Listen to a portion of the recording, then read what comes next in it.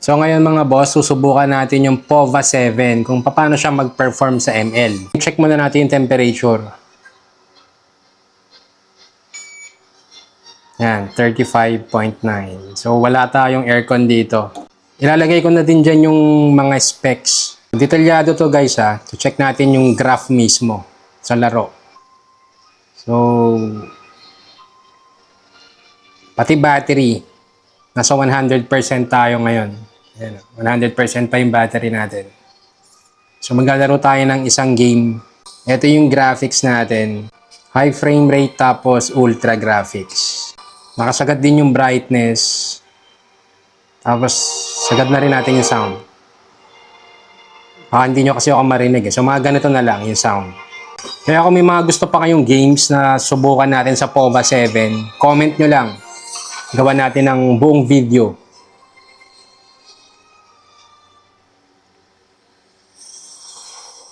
Ang dami kasi nagtatanong kung ilang FPS yung nakukuha nito eh. So gagawa natin siya ng series.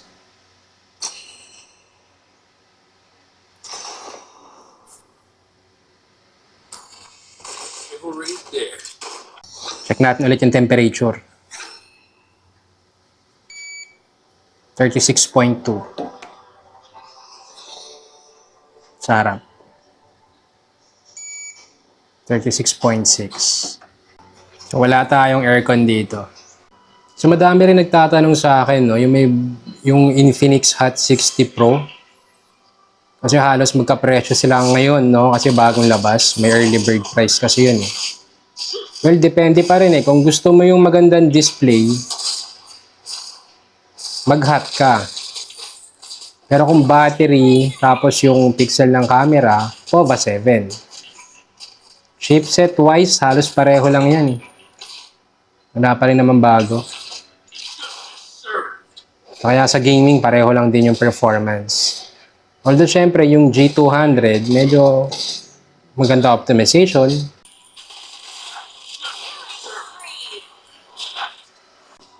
So 100% pa rin yung battery natin.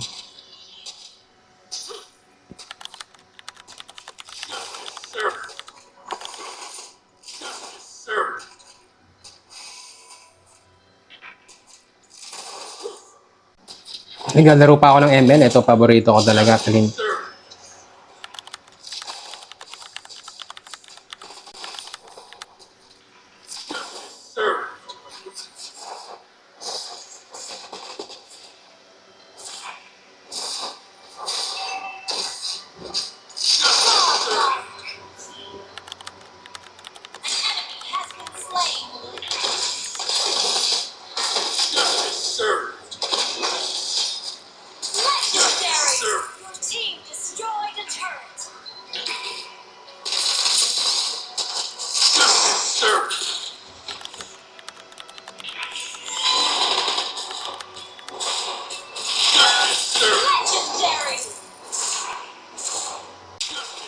So 7 minutes na din nakakalipas.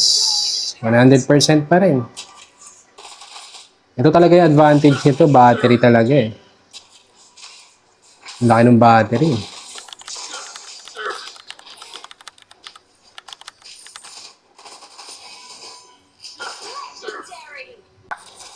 So guys, comment ko lang kung ano yung gusto nyo subukan natin dito.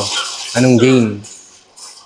Para yun yung gagawin natin ng next video. Para malaman yung kompleto kung ilan yung FPS talaga nito. Makikita natin yan sa uli. May summary yun.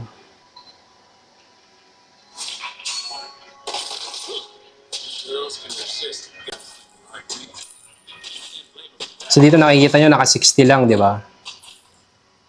Pero mahalaga yung graph mismo.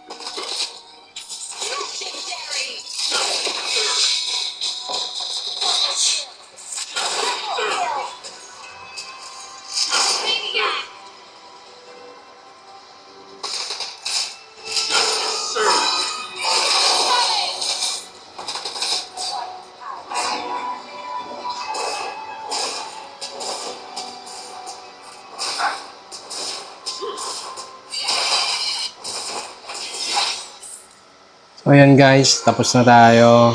Check natin yung temperature. Battery muna pala. 99, so nabawasan siya ng 1%.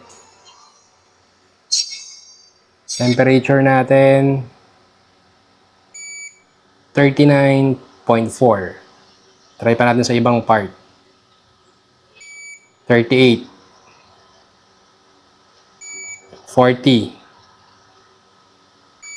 41 sa banda dito. Kasi nandito yung kamay ko eh.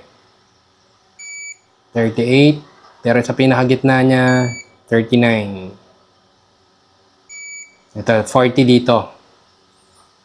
Usually kasi nandito talaga yung chipset. Yan. Then yung sa harap naman, 39. So, bumaba lang tayo ng 1%. Ito na yung sinasabi ko sa inyo, yung complete details ng FPS niya.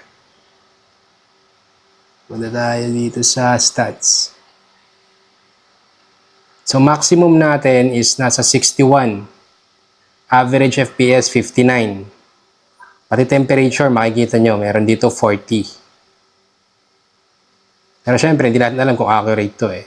Kaya gumagamit pa rin tayo nito.